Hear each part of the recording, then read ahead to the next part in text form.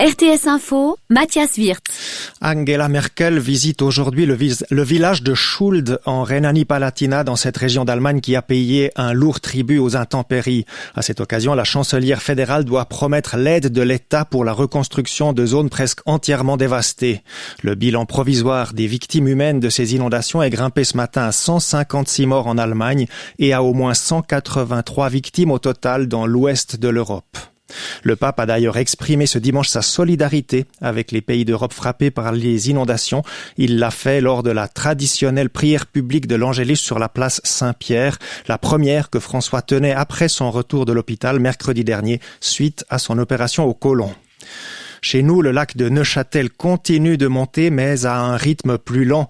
La situation reste donc délicate dans plusieurs secteurs. L'eau se situait vers midi 21 cm au-dessus du niveau de crue, à 430 mètres 71 d'altitude, ce qui constitue un record absolu. Mais ce niveau devrait en théorie se stabiliser et entrer maintenant dans une phase d'équilibre. Boris Johnson cas contact. À la veille de la levée des restrictions en Grande-Bretagne, le Premier ministre est contraint de s'isoler. Il a été en contact avec une personne positive au Covid et le service public de santé l'oblige à l'isolement. Mais il participera avec le ministre des Finances Rishi Sunak, qui est dans le même cas que lui, à un programme pilote de dépistage quotidien. Cela lui permet de continuer à travailler depuis Downing Street.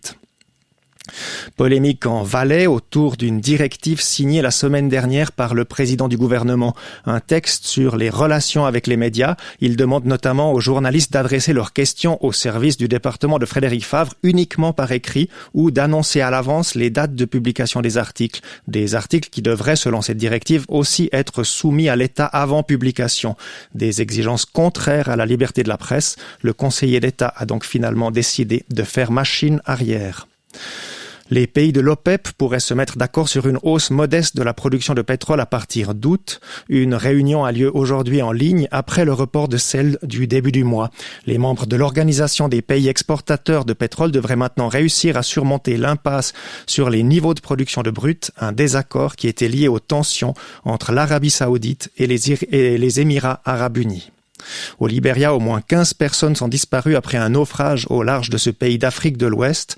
Le naufrage s'est produit cette nuit et des opérations de sauvetage sont en cours.